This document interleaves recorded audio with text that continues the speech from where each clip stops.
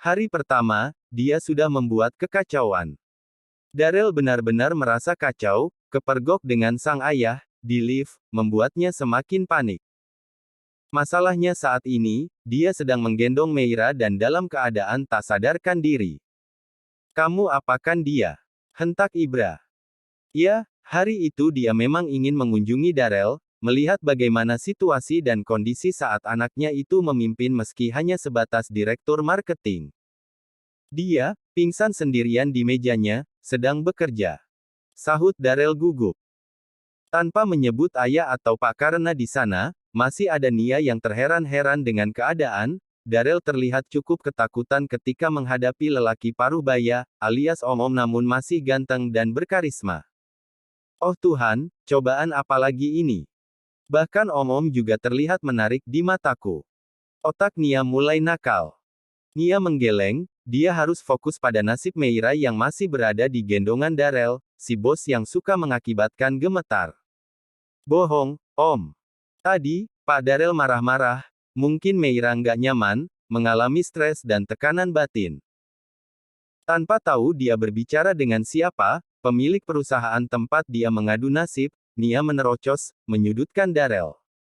Sudah cepat, bawa dia ke rumah sakit. Titah Ibra. Kamu kembali ke ruangan, ini masih jam kerja. Titah Darrell pada Nia, langkahnya terhenti seketika. Terjadilah saling memberi titah di depan pintu lift. Awalnya, Darrell ingin membawa Meira menggunakan mobilnya. Tapi, dia ingat mobilnya sedang di bengkel, akibat ulah wanita ini. Lagi-lagi, Darrell menggerutu, dasar si sumber masalah. Mobilmu di bengkel, kan? Sudah sana, naik ke mobil ayah. Ibra mengambil langkah cepat, membukakan pintu mobil, Darrell masuk dan meletakkan Meira secara asal, layaknya boneka yang bisa diletakkan sembarangan. Nggak begitu, caranya. Paling nggak, biarkan dia bersandar di bahu kamu. Ayah kembali memberi titah. Percayalah, kehadiran Ibra benar-benar membuatnya gemetar. Mungkinkah dia kena karma? Entah bagaimana, akhirnya Darrell membiarkan Meira setengah berbaring dan menggunakan pahanya sebagai bantal. Mereka menuju rumah sakit, dengan diantarkan oleh sopir pribadi Ibra.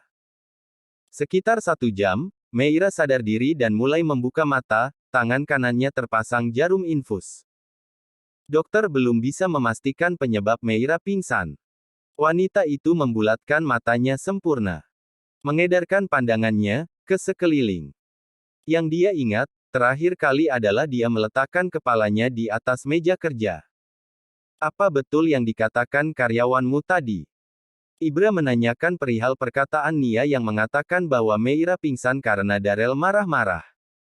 Mereka mengobrol di depan pintu ruangan Meira dirawat. Aku cuma menegur mereka, iya.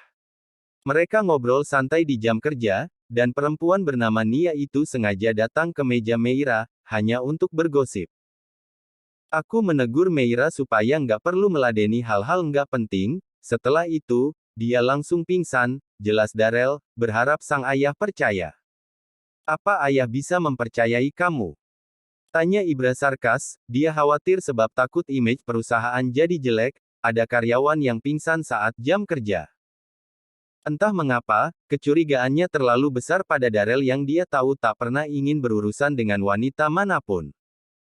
Bagaimana caranya supaya ayah percaya? Oh iya, ayah bisa lihat CCTV. Tegas Darrell. Dia pingsan di ruangan kamu. Bukan, di ruangannya sendiri. Nggak ada CCTV di ruangan sekretaris. Ibra langsung memangkas kalimat anaknya. Setahu ayah, Meira nggak punya penyakit berbahaya dan sejenisnya. Ibra menatap Darrell kembali dengan tatapan penuh curiga. Jangan-jangan dia benar-benar tertekan dan jantungan karena sikapmu, ayah nggak ngerti kenapa kamu anti sama yang namanya perempuan, ayah sangat berharap kalau kamu laki-laki masih normal. Ayah. Hentak jelas aku masih normal. Sangkalnya kesal, dituduh yang tidak-tidak, dia benci sekali keadaan ini. Hanya karena tak pernah pacaran dan tak peduli dengan lawan jenis, dia dianggap tidak normal. Buktinya, apa? Kamu pacar nggak punya, perempuan yang dekat juga nggak ada, umur sudah mendekati kepala 3. Jangan sampai, image kamu buruk di mata orang. Tegas Ibra. Meira, menutup mulutnya. Tak sengaja dia mendengar samar percakapan antara ayah dan anak itu, siapa mereka? Pikirnya. Dia masih tidak tahu, siapa yang membawanya ke rumah sakit ketika pingsan. Tapi, dari suara lelaki muda di sana, dia bisa menerka itu siapa. Apa itu, Pak Darel? Dia nggak suka perempuan. Pantesan aja sikapnya begitu. Meira bertanya dalam hati, sambil memegangi dadanya, tak percaya dengan apa yang baru saja dia dengar. Tak lama kemudian, seorang dokter dan perawat masuk, beserta Darel dan seseorang yang cukup Meira tahu, dia Bapak Ibrahim Arsenio, pemilik perusahaan. Seketika Meira mengaitkan dengan nama Darel, jadi benar mereka adalah anak dan ayah. Pantas saja Darel berpenampilan sesuka hati. Kamu sudah sadar? Sapa Ibra pada Meira dengan ramah, lantas Darel melirik ayahnya dengan tatapan tak suka, dia menganggap ayahnya cukup genit dengan perempuan muda ini. Niat jelek sempat terlintas di pikiran Darel untuk melaporkan hal ini pada Bunda. Pak, maaf, saya sudah merepotkan. Ucap Meira sedikit terbata, siapa yang tidak kaget dan sungkan bila kini berhadapan dan mengobrol langsung dengan pemilik perusahaan. Biasanya, mereka hanya bertemu saat Meira ikut almarhum Warsono meeting dengan seluruh pimpinan, termasuk pemilik, yaitu Ibra. Nggak apa-apa, kesehatan dan keselamatan karyawan, adalah keutamaan perusahaan, apalagi karyawan cerdas seperti kamu, Meira. Alhamdulillah kamu nggak apa-apa, sahut Ibra disertai senyum. Darel masih tak bersuara, memantau dalam diam, bagaimana tingkah laku ayahnya yang mendadak ramah pada seorang wanita muda. Apalagi dengan melontarkan pujian. Jelas, ini tidak bisa dibiarkan. Meira tak percaya dengan kenyataan, lelaki setampan Darel, tidak suka perempuan. Sungguh disayangkan. Meira mencoba meliriknya, dan pandangan mereka langsung bertemu, lelaki itu langsung mengalihkan pandangan ke arah lain, terlalu enggan menatap Meira, dia melipat kedua lengannya di dada, masih dengan gaya angkuhnya. Diagnosa asam lambung yang membuat Meira tak bisa minum kopi, dan ketidaksadaran dirinya hari itu, diakibatkan oleh minum kopi dalam keadaan perut kosong, benar-benar miris. Bukan tidak punya uang untuk sarapan, tapi Meira hanya tidak punya waktu.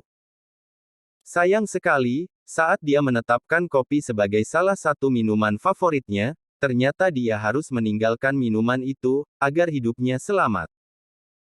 Tapi, di balik kejadian itu, semua ada hikmahnya, Meira diberi izin oleh bos besar untuk beristirahat selama 3 hari. Senangnya bukan main, dia bisa menikmati hidupnya, tak perlu bangun pagi, atau mungkin bisa rebahan seharian. Namun, tak bisa dipungkiri, semuanya tidak sesuai ekspektasi, ketika Meira sudah terbiasa bekerja dengan segudang aktivitas, hanya berdiam diri di kamar, membuatnya bosan. Ketika otaknya sudah biasa bekerja dan memikirkan banyak hal, kini tidak memikirkan apapun membuat otaknya seakan membeku. Namun, ada yang sangat mengganggu pikirannya. Bukan soal pekerjaan yang Meira pikirkan saat ini, melainkan tentang Darel, atasan barunya. Pikiran tentang Darel penyuka sesama jenis, terus terngiang di pikiran Meira, benarkah? Sungguh disayangkan, bapak sebaik Ibrahim Arsenio harus memiliki anak yang berperilaku tidak sepantasnya. Hari pertama dia diberi kebebasan untuk libur, Meira tidak menggunakannya untuk beristirahat, melainkan membersihkan kamar kosnya. Jam menunjukkan pukul 1, selesai bersih-bersih kamar, dia berniat mandi sambil menunggu kurir yang mengantar makanan yang dia pesan melalui aplikasi. Ada perasaan bersalah dan tidak enak, yang Meira rasakan, karena baru hari pertama dia bekerja dengan Darel, dia sudah membuat masalah dan hari ini justru libur. Padahal, ada beberapa pekerjaan yang belum Darel mengerti. Meira sudah melepas pakaiannya dan kini sedang mengenakan selembar handuk. Karena tak ada sesuatu yang memburunya, dia memanfaatkan waktu untuk membalurkan scrub pada seluruh tubuhnya. Perawatan sendiri di rumah, tentu jauh lebih hemat dibanding ke salon. Apalagi, mulai bulan depan, ada pengeluaran tak terduga yang harus dipotong dari gajinya, yaitu ganti rugi perbaikan mobil Darel yang lecet. Meira berdecak kesal jika harus mengingat itu. Sedang asyik membalur bagian kakinya dengan scrub, mata Meira beralih pada ponselnya yang bergetar di atas meja rias. Pak Darel memanggil. Ya, Meira menyimpan nomor Darel dengan nama seperti itu. Sejak pagi, mereka sempat berbalas pesan perihal pekerjaan tidak lebih. Darel menanyakan tentang beberapa dokumen padanya. Namun kali ini, mata Meira terbelalak saat ternyata Darel melakukan panggilan video. Dengan keadaannya yang seperti ini, tidak mungkin kan dia jawab. Meira hanya mengenakan selembar handuk, wajahnya tanpa polesan make up dan rambutnya digulung ke atas secara asal. Mengabaikan panggilan, Meira memilih melangkah ke kamar mandi. Tapi, ternyata lelaki itu menelpon lagi. Ada apa, sih? Gerutu Meira. Dengan sangat terpaksa, dia meletakkan ponselnya dengan posisi berdiri, di atas meja dan menyandarkan pada dinding. Namun, Meira menjauh dan tak muncul di layar. Meira. Suara lelaki itu terdengar jelas. Iya, Pak. Ada apa? Tanyanya dengan nada sopan, jarak Meira dan ponselnya cukup dekat, hanya saja dia tak menampilkan wajah. Ada yang mau saya tanya, satu dokumen perjanjian dengan perusahaan asing, kamu letakkan di mana? Saya nggak menemukannya meski mengikuti petunjuk kamu di chat, jelas Darel. Lelaki itu pun tak menampilkan wajahnya, dia mengaktifkan kamera belakang, yang dia arahkan pada lemari khusus penyimpan file. Bukan di lemari itu, Pak. Sahut Meira. Di sana nggak ada. Jelasnya lagi, sambil menggaruk kepalanya, dia sendiri juga lupa di mana dia letakkan berkas yang Darel maksud. Duh sial. Apa kamu nggak bisa menampilkan wajah kamu? Saya nggak suka begini, seolah saya sedang bicara dengan pintu kamar mandi kamu. Ucap Darel, ya jelas saat ini Meira mengaktifkan kamera, namun yang tampak di sana hanyalah pintu kamar mandi. Maaf Pak, keadaan saya. Saya nggak terima alasan, cepat tampilkan muka kamu. Hentak Darel, dengan nada kesal. Meira menghela napas, ya memang dia tidak bertelanjang, tapi keadaan ini. Oh Meira ingat, sepertinya tidak jadi masalah, sekalipun dia tanpa busana, bukannya Darel tidak selera dengan perempuan. Mungkin dengan ini, Meira bisa sekalian membuktikannya. Oke, saatnya kita buktikan, benarkah dia cowok yang nggak normal? Tanya Meira menggebu-gebu dalam hatinya. Keadaan saya begini, Pak. Meira menghadap ke kamera. Darel sedikit tercengang, wanita itu menampilkan pundak polos tanpa terbalut apapun, hanya dengan handuk berwarna merah maron. Tak tanggung-tanggung, Meira juga membuka ikatan rambutnya, hingga helai demi helai terlihat dan tergerai menambah pesonanya meski wajahnya tanpa make up. Apalagi, dia tersenyum cukup manis. Gila. Umpat Darel di seberang sana. Gimana, Pak? Tanya Meira. Apanya yang gimana? Kamu sengaja menggoda saya. Kurang ajar kamu Meira. Maki Darel.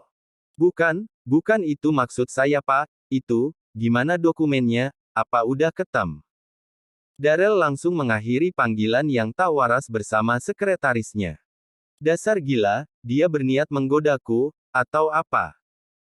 Darel mencampakkan asal ponselnya di atas meja, lalu dia menyandarkan tubuhnya di sandaran kursi, menatap plafon dengan tatapan kosong, namun pikirannya penuh terisi oleh penampilan Meira yang dia lihat melalui layar ponsel. Sinting. Umpatnya lagi. Entah mengapa dia cukup kesal. Dia itu berbahaya ternyata, lagaknya aja sok kalem, apalagi di depan ayah. Ini nggak bisa dibiarkan. Aku pikir, dia beda dengan yang lain, ternyata sama. Darel terus menggerutu. Dia beranjak pergi, meninggalkan ruangannya. Tujuannya adalah untuk bertemu ayah.